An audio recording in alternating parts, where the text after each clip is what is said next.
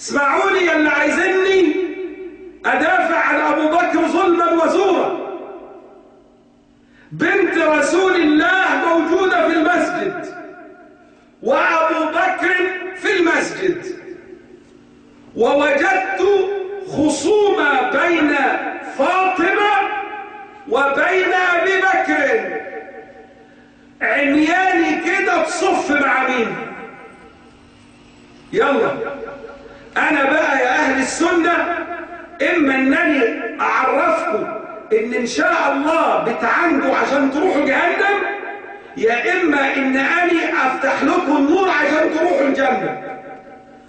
تقف مع أبو بكر تصف معاه ولا تصف مع فاطمة بنت رسول الله؟ عمياني. أنا بديك نص دقيقة تفكر. 3/4 قومي هيقولوا مع أبو بكر.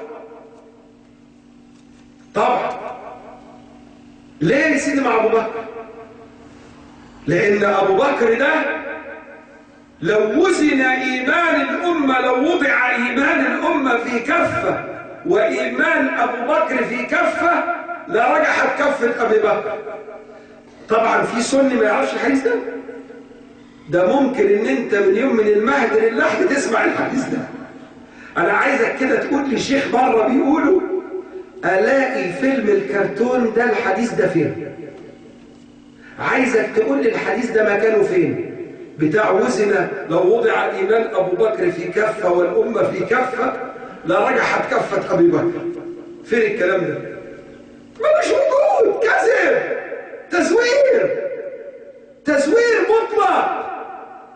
إنما الثابت عندنا إن فاطمة بضعة من رسول الله، هي حتة منه.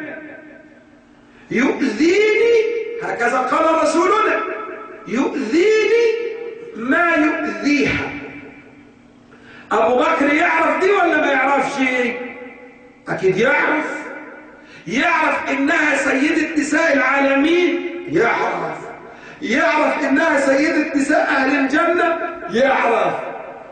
يعرف إنها بنت خديجة اللي هي سيدة نساء وكملت من النساء واحدة من 4، يعرف إنها بنت رسول الله اللي قال عليها الكلام ده، يعرف إنها مرات علي بن أبي طالب اللي من كنت مولاه فعلي مولاه، يعرف إنها أم سيدة شباب أهل الجنة الحسن والحسين، يعرف إنها خالها، يعرف إن ابن عم أبوها جعفر الطيار، يعرف إن عم أبوها سيد الشهداء حمزة، طيب معرفتك يا أبو بكر بكل الكلام ده وجات لك تقول لي اديني أرض فدك، ألا تعطيها؟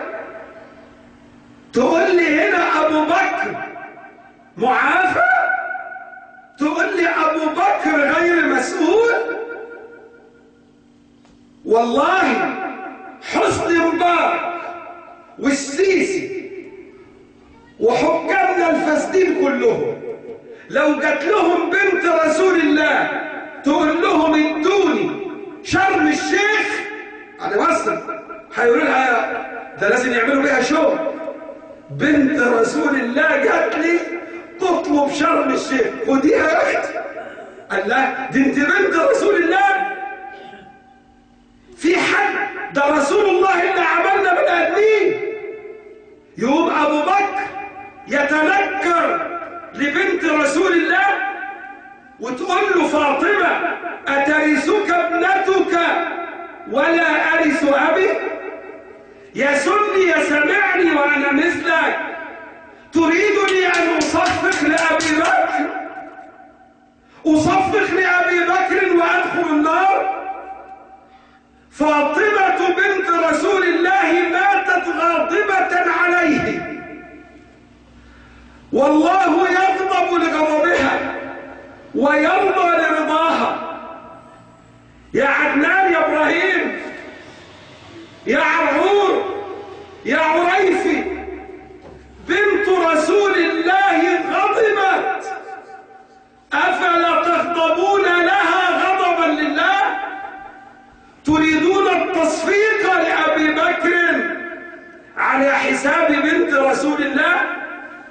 إنني مطمئن أصف مع فاطمة وكل اطمئنان، أصف مع فاطمة التي أصلي عليها في صلوات الخمس، أصف معها وأنا مطمئن أن الله راض عني، ولن أصف مع أبي بكر بدون سب أو قذف أو لعن، لكن تريد أن تحملوني أن أعيش مزورا لأعيد أحاديث مزورة على رسول الله.